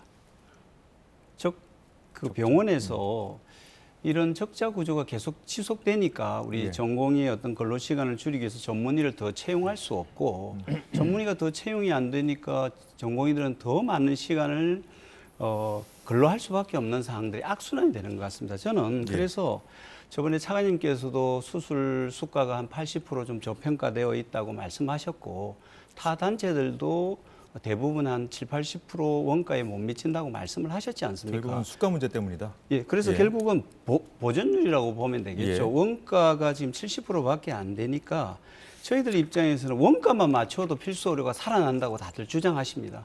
그러니까 다른 부분에 너무 투자를 많이 하시거나 대책을 강구하지 마시고 현재 저희들이 가장 걱정하는 게 뭡니까? 10년 후의 문제가 아니라 지금 당장 국민 생활과 직결되는 필수 의료 인력 유지가 10년을 기다릴 수 없다가 아니겠습니까? 그러니까 지금 당장 필수 의료 인력이 내년에 전공의가 충원될 수 있도록 우리가 대책을 세우자. 그게 저희들이 말씀드리는 주 요점입니다. 그래서 그러니까 전공의들이 무조건 늘린다고 응사가 아니고 어쨌든 필수 의료 쪽으로 많이 갈 수 있게끔 환경을 만들자 이런 말씀이신가요? 네, 그렇습니다. 지금 예. 정부가 모든 걸 다 커버하시려고 하는 것 같아요. 그래서 제가 볼 때는 선택과 집중입니다. 그래서 저희들이 요구하는 부분, 임상에서 요구하는 부분을 정책적으로 진행하시면은 저희들이 필수를 기피과를 다 갈 수가 있습니다. 뭐 여기 잠깐 보여드리면은 여기 보시면은 소청과 물론 저희 외과는 아닙니다만은 소청과 누적 인원수가 결국은 저출생이지만은 전문의 수는 계속 늘어나고 있는 상태거든요. 그래서 오픈런 문제 말씀하시는데 실제적으로 그 과를 지금 하지 못하고 다른 파트를 할 수밖에 없는 이런 현황들에 대해서 지원만 하시면 될 것 같아요. 그래서 여기 뭐 또 저기 수가 문제를 또 말씀드리면서 잠깐 정부가 재정적으로 1년에 2조를 지원하시겠다고 그랬는데 일본의 소아진료 수가의 한 반만 하면은 그게 벌써 연간 한 1조 5천억이 들어갑니다. 그럴 정도로 제가 볼 때 이번에 저희들이 건강보험 재정이 1년 재정이 한 100억 정도로 알고 있는데 1년에 2억을 지원하시겠다는 말씀을 들었습니다. 그런데 2억은 2%밖에 되지 않는 상황이기 때문에 그걸로 저희들은 턱없이 부족하다고 생각하고 만약에 2억으로 필수 의료가 살아날 것 같다고 생각하셨으면은 진작 일찍부터 2억을 투입하셨으면 이 문제가 쉽게 해결되지 않나 저는 그런 생각을 가지고 있습니다. 여하튼 예. 네, 그런 부분에 대해서 한 번 더 말씀을 드립니다. 네. 필수 의료 기피 현상, 네. 이 전문의 수는 오히려 늘고 있는데 이 현상을 그래도 지금 막지 못하는 상황이다라고 지금 말씀을 해주셨잖아요. 네. 반박해 주시죠. 예, 그 저수가 말씀을 주셨는데요. 그 부분은 제가 일정 부분 공감하는 부분이 있습니다. 왜냐하면 저희가 분석한 거에 따르면 입원, 수술, 처치 이런 것들이 지금 원가보다 밑으로 가 있습니다. 그런데 다 그런 것은 아니고 검체, 영상 이런 것들은 원가보다 훨씬 위로 가 있어요. 예를 들면 검체 같으면 저희가 최근 개편하고 나서도 128, 영상 같으면 111. 이제 그러면 유능한 수가제도 같으면 좀 그 과잉된 데는 이걸 빨리 걷어내고 부족한 데를 빨리 메꿔줘야 되는데 지금 우리 수가 제도가 그게 잘 안 돼요. 예. 조정이. 그래서 저희가 작년에 상대가치 수가 개편을 하면서 일부를 조정을 했는데 이거를 한꺼번에 조정을 못합니다. 왜냐하면 이걸 한꺼번에 조정하면 각종 지금 과들이 그거에 기반해서 수입을 올리고 있는데 그 수입이 갑자기 바뀌기 때문에 그래서 이제 점진적으로 가는데 저희가 앞으로 방향은 이런 것들을 신속하게 조정하는 걸 가겠다. 이거는 뭐냐면 기존의 불균형은 해소하는 거죠. 요게 하나가 있고요. 네네. 또 하나는 이제 이거는 이거대로 하면서 그 다음에 필수 의료 분야, 특히 여기 이제 이쪽은 저평가돼 있는 영역이 많으니까 요거는 요건 별개로 또 추가로 여기에 대해서 집중 투자를 하겠다. 그게 10조 플러스 알파예요. 그래서 그 아까 1억 원이 아니고요. 1조를 말씀하시는 것 같아요. 단위가. 근데 저희가 10조 플러스 알파다. 그러니까 10조 원은 기본적으로 가는데 만약에 추가 소요가 되면은 더 하겠다는 거고 이게 아랫돌 깨서 윗돌 개는 게 아니고요. 그러니까 아랫돌 깨서 윗돌 개는 거는 상대 가치 조정으로 하는 것이고 그건 그거대로 하는데 신규 투자를 저희가 10조 플러스 알파를 하겠다는 겁니다. 그래서 이런 이제 계획을 세운 것이고 만약에 그것이 부족하다 그러면 더 해야죠. 예, 당연히 그것은 더 해야 되고 앞으로 미래의 일이기 때문에 저희가 이미 계획을 세운 부분에 대한 얘기고. 자, 그러면 점진적으로 수가 조정을 하실 의향이 있다고 하셨고 구체적으로 뭐 2028년까지 10조 원 플러스 알파 규모로 집중 지원하겠다. 이 방침까지 지금 제가 설명해 주셨는데 일단 김 위원장님께 예. 먼저 여쭤보고 설명 듣겠습니다. 충분한 금액이라고 보십니까? 저희들이 그게 충분한 금액이고 필수 의료 쪽으로 이 재정이 투입돼서 필수 의료가 살아날 거라는 아마 판단이 있었으면은 아마 모든 분들이 오케이 하셨을 것 같아요. 이 안은 알고 계셨던 거예요? 네. 10조 플러스 알파. 네, 알고 있습니다. 네. 그런데 이제 그게 연 2조죠. 그런데 뭐 건강보험으로 아까 그렇죠. 봤을 때는 2%로 말씀을 드렸었고, 근데 그게 이제 가장 중요한 게 지금 저희들 건강보험 재정에서 나온다는 게 가장 문제인 것 같습니다. 왜냐, 저희 건강보험 재정이 건강보험공단에서 발표한 자료를 보면은 결국은 어느 시점, 곧 다가올 시점에 적자로 돌아선다는 부분 아니겠습니까? 그리고 어떻게 국가에서 아마 이런 건강보험 재정에 대한 20% 충원도 제 약속을 지키지 않으셨던 부분이기 때문에 저희가 그런 부분에 대한 신뢰가 많이 떨어진다. 그렇게 저희들은 생각하고 있습니다. 예, 박 차관님 보충 설명 좀 해주셔야 될 것 같은데요. 예, 제가 그 아까 이제 적자 구조 이거 얘기를 말씀을 좀 드렸는데요. 그 이제 수가 인상의 어려운 점 하나를 좀 제가 말씀드리겠습니다. 작년에 저희가 이제 분만 수가를 이제 대폭 인상을 했었어요.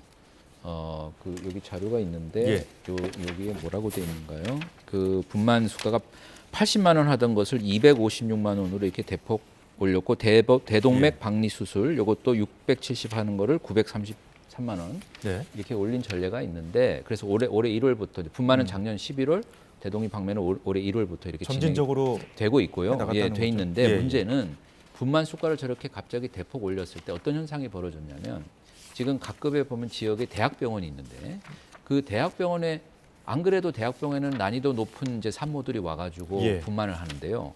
거기 2명 교수님이 그 퇴직을 하셨다는 거예요. 그래서 왜 그랬습니까? 그랬더니 아니 그 정부가 수가를 올린다고 하니까 개원의 마지막 찬스다 이러고서 나가셨대요. 그래서 안 그래도 일손이 모자라 죽겠는데 수가를 인상하니까 그런 부작용들이 있어가지고 수가를 인상할 때 저희가 굉장히 조심스럽습니다. 그러니까 이게 병원과 개원과의 이 불균형 문제가 굉장히 심각하고 제가 그 말씀을 드린 것처럼 그래서 전체적으로 그 과를 좀 이렇게 집중적으로 타겟을 해서 그 수가를 이렇게 올려드리면 좋겠는데 그 사이에 일시적으로 불균형의 문제가 있습니다. 그래서 굉장히 조심스럽게 접근하고 있다는 말씀을 드리고 그러나 어쨌든 이 전체적으로 공급들이 필수 과목에 이렇게 계속 지원이 될 수 있는 수준으로 저희가 지속적으로 잘 들었습니다. 인상할 생각을 정부가 내놓은 그 패키지 화면을 좀 보면서 제가 또 말씀을 이어갔으면 좋겠는데요. 지금 저희가 이제 수가 인상 부분은 처우 개선 해당되는 그 항목은 저희가 지금 얘기를 좀 나눠봤고 의료사고 안전망 구축 이 부분을 많이 지적을 하시더라고요. 네. 전공의들께서. 네. 그 김 위원장님. 네. 의료사고 처리 특례법은 저희들이 일찍부터 부탁을 좀 드렸던 부분이고 이번에 뭐 필수 의료 패키지에도 일정 부분 담아내셨던 부분 저희들도 공감하고 있습니다. 그리고 감사드리고 그런데 문제는 저희들이 그 특례법에 환자의 동의가 없으면 진행을 못하겠다. 그리고 피부과라든지 성형외과, 미용 쪽에 관련된 분은 또 제외하겠다. 아마 그런 어떤 내용이 좀 있었던 것 같고, 그리고 전체가 지금 우리 교통사고 보험처럼 책임보험 가입을 해야 된다는 어떤 그런 단서 조언들이 있었던 것 같습니다. 그래서 저희 나라가 강제지정제지 않습니까? 강제지정제 하에서 생길 수 있는 불가항력적인 사고는 어떻게 보면 정부가 책임을 져야 된다고 생각합니다. 그걸 책임보험하에 가입을 시키면서 일정 부분은 안 된다고 어떤 단서 조항을 달아버리시면 과연 이 제도의 취지에 부합한가 하는 부분에 대한 저희들이 우려를 많이 하고 있는 부분입니다. 그래서 윤석열 대통령께서도 소아과 이대목동 사건을 언급하시면서 의료사고 처리 특례법의 조속한 시행을 말씀하셨는데 이 부분도 저희들이 오랜 시간 전부터 사실 요구했던 부분인데 아직도 이제 시행이 안 되고 있다는 점이 좀 안타깝고. 미국이나 선진국 같은 경우는 어떻습니까? 제가 볼 때 유럽 같은 경우에는요, 우리나라처럼 우리 교통사고 처리 특례법처럼 그런 조항들이 없습니다. 근데 저희 나라만 유독 교통사고 처리 특례법이 있는 게 너무 사건 사고로 인해서 소송이 많이 남발하다 보니까 아마 그런 제도를 만드셨던 것 같아요. 근데 저희 나라는 어쨌든 이런 부분에 대해서 그리고 의료 소송 비율로 한번 잠깐 말씀을 의료 소송 쪽을 여쭤보는 의료 소송 쪽 거예요. 말씀을 잠깐 드리면은 저희 나라보다 저희 나라가 일본보다 한 260배, 영국보다 한 900배의 의료 소송 기소율이 있습니다. 이 부분은 좀 대책이 필요하다. 그렇습니다. 아주 이런 부분에 대해서 알겠습니다. 저희들이 아마 이런 부분들 때문에 또 필수가를 많이 기피하는 원인이 될 것 같습니다. 차관님, 네. 말씀해 주시죠. 소송이 이제 숫자가 제가 그거는 확인하기는 어렵지만 많은 게 사실입니다. 다른 나라에 비해서. 그러면 왜 그러면 환자들은 이렇게 소송을 많이 제기하는가? 그런 문제가 있어요. 그러니까 제가 미국을 예를 들면요. 미국은 의사들 연봉이 상당히 높은데 그 높은 연봉을 받아서 사실은 보험료로 굉장히 많이 지불을 합니다. 소송이 많기 때문이죠.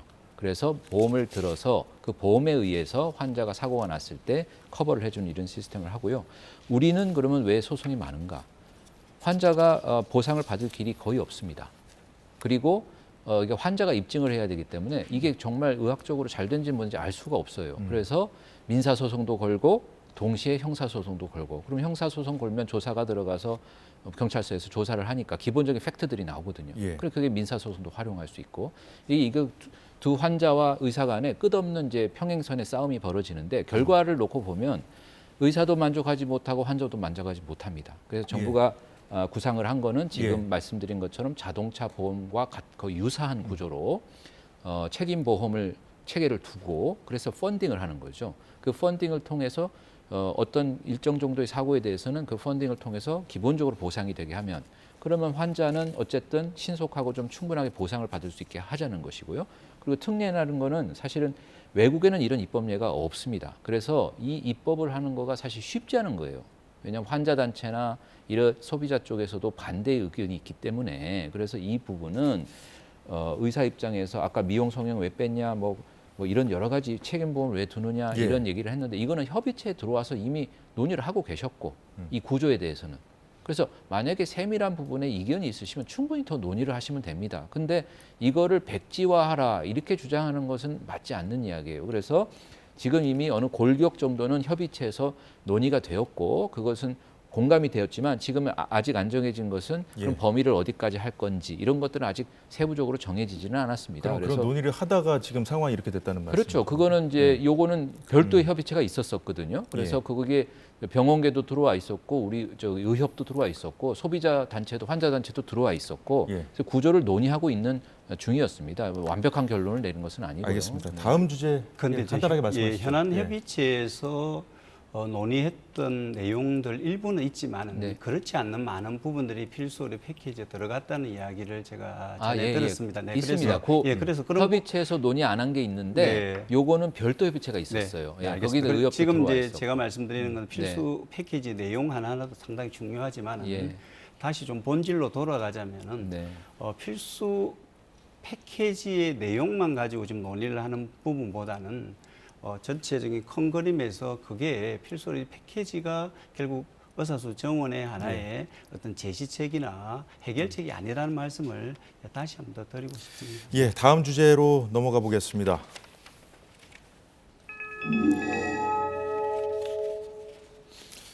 예, 끝으로 지역 의료 공백 문제입니다. 관련 영상 잠시 보고 이어가겠습니다. 예, 영상이 준비가 안 돼서 저희가 여론조사 하나 보고 가겠습니다. 의대 증원에 대해서 어떻게 생각하냐 물었더니 긍정적인 점이 더 많다가 76%로 부정적인 점이 더 많다에 비해서 60%포인트 높았습니다. 왜 긍정적인 점이 더 많은지 물었더니 가장 많은 답변은 공급 확대 필요였고요. 세 번째로 지목된 게 지방 의료 부족, 의료의 대도시 편중 문제였습니다. 한국갤럽 자체 조사로 2월 13일부터 15일까지 사흘간 무선 전화 면접 100%로 진행했고요. 자세한 내용은 중앙선거 여론조사 심의위원회 홈페이지를 참고하시면 되겠습니다. 자, 국민들도 지방의료 공백, 대도시 쏠림 현상에 대해서 우려하고 있는 건 명확해 보입니다. 이 문제 짚어보도록 하죠.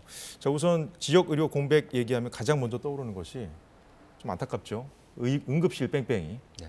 이 문제인데 수술할 의사가 없어서 지금 벌어지는 일이잖아요. 이게 다.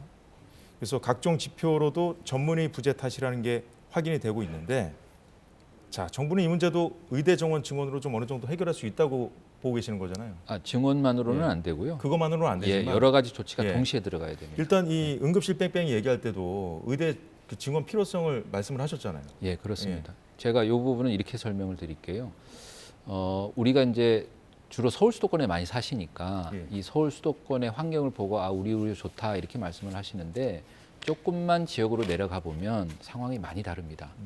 저희가 그래서 구상하는 거는 지역도 이제는 좀 균형 있게 발전할 수 있도록 해야 된다, 의료가. 그러면 지역 의료기관에 가보면 가장 상급에 있는 병원이 있고요. 거기도 2차급 병원이 있고 개원가들이 있고 이렇게 되어 있습니다. 그러면 이 체계를 가급적 효율적으로 돌릴 수 있는 체제가 돼야 되는데 그때 가장 상급에 있는 이 대학병원을 좀 구조적으로 바꿔보자 하는 것이 저희 첫 번째 생각입니다. 뭐 어떻게 바꿀 거냐. 지금은 각 지역에 있는 대학병원이 혼자 생존하는 데 급급하고요. 그다음에 기능이 거의 진료 중심으로 되어 있어요. 이렇게 해서는 안 된다. 대학병원이란 것은 원래 연구, 진료, 그다음에 교육 이 세 가지 기능이 동시에 균형적으로 이루어져야 되고요. 그러면 스태프가 지금보다 훨씬 많은 스텝이 있어야 돼요. 그래서 연구도 하시고 진료도 하시면서 동시에 교육이 이루어져야 질 좋은 교육도 가능하고 대학병원에서 발전을 이룹니다. 그리고 그렇게 발전을 이루면 주변에 있는 분들이 굳이 상경해서 서울 안 가고 바로 가까운 근처에 대학병원을 찾게 되는 것이죠. 그래서 그 구조를 만들어 드리자 하는 것이 저희 충분한 유인책이 있느냐 이 지점을 좀 따져봐야 될 것 같아요. 그러니까 그거는 이제 구조를 짜놓고 그렇게 갈 수 있도록 규제를 풀고 수가를 지원하고 이런 것들이 동시에 같이 돌아가야죠. 근데 이게 뭐 바로 당장 다음 달부터 이렇게 되지는 않지 않습니까? 그래서 이거는 구조적인 문제니까 그 설계도를 이미 그려놨으니 그 설계대로 계속 쭉 진행을 하고 증원을 지금 해놓으면 어차피 이분들이 이제 10년 후에 나오잖아요. 그래서 이분들이 10년 후에 배출됐을 때는 구조가 변화된 대학병원의 모습, 그러면 더 많은 일자리가 거기가 생기게 되는데 거기에서 좀 근로하실 수 있도록 이렇게 하는 거죠. 그러면 개원가로도 들어가는 겁니다. 그럼 의대생들이 인턴이 된 다음에 전공의까지 거쳐서 이제 전문의가 될 거 아니에요? 그렇습니다. 대학 교수죠, 그러니까 의대 교수. 그 자리를 좀 가고 싶어하도록 환경을 마련해야 되는 건 필요하지 그렇습니다. 않겠어요? 그래서 지금 이제 증원을 할 때 지역 인재 전형을 하면 저희 통계는 이렇습니다. 그 지역 출신 학생이 그 지역에서 교육을 받고 수련을 받고 졸업을 하면은 그 지역에 남을 확률이 82%가 넘어갑니다. 그래서 가급적 그런 환경을 만들어 드리고 이분들이 지역에 근로를 하시면은 계약을 해가지고 나중에 이렇게 변화된 대학병원에서 교수 자리를 가지실 수 있도록 그렇게 구조를 만들어 드리려는 자, 지역의료 공백을 메우기 위한 정부의 대책 들어봤는데 김 위원장님 어떻게 네. 들으셨습니까? 지역 의료 공백이라는 것은 대한민국 전체 사회적인 어떤 경제적인 문제와 연결이 된다고 보시면 될 것 같습니다. 지금 현재 모든 분야에서 다 수도권 집중화 현상, 원정 진료 부분들이 다 있지 않습니까? 그리고 과거에는 지역에서 대학병원급이 대부분 지역의 환자분들을 다 치료하고 다 했습니다. 그런데 약 한 2000년경에 김대중 정부 시절에 중진료권, 대진료권을 풀면서 너도 나도 이제 수도권 진료가 가능했던 거라고 생각하고 있습니다. 그래서 지금 현재 지역에는 의사가 없는 게 아니라 환자가 없는 그런 상황입니다. 즉 인구 소멸과 맞물려서 그런 상황들이죠. 그렇기 때문에 그런 부분, 의료 전달 체계 부분도 저희들이 조금 정부에 요구를 하는 부분이 있고, 지금 조금 전에 말씀하셨던 응급실 뺑뺑이 부분은 저희들도 많이 안타깝게 생각하고 있습니다. 수도권으로 쏠림 현상과는 조금 차원이 다른 문제지 않습니까? 네네, 그렇습니다. 응급실 뺑뺑이 문제는 제가 말씀을 좀 드리자면 과거에는 응급실 뺑뺑이라는 게 전혀 없었습니다. 근데 왜 생겼냐 그러면 응급실 이송 환자들을 컨트롤할 수 있는 타워가 과거에는 저희 공중보건의 선생님들이 거기에 앉아 계시면서 한 70% 정도를 다 이송을 다 센터에 책임을 졌던 거죠. 그러면서 법이 바뀌면서 결국은 한 10% 정도만 조정해서 나머지 90%의 환자가 응급실에 다 모이게 된 겁니다. 즉 경증 환자가 한 70% 이상이 된 거죠. 그 와중에 여러 가지 법적인 문제로 인해서 응급실에서 그런 문제가 생긴 거라고 보고 있습니다. 그래서 제가 볼 때는 이거는 응급의료 시스템의 체계를 바꾸면은 충분히 해결할 수 있는 문제다, 저는 그렇게 생각하고 있습니다.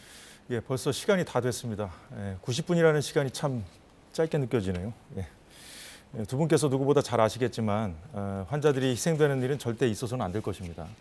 오늘 이 자리에서 정부와 의사단체 양측의 만남을 시작으로 하루빨리 공식적인 대화의 자리를 마련해서 걱정하고 계시는 국민들께 합의하는 모습을 보여주시기를 간곡히 당부드립니다. 자, 이상으로 오늘 토론 마치겠습니다. 두 분 수고하셨고요.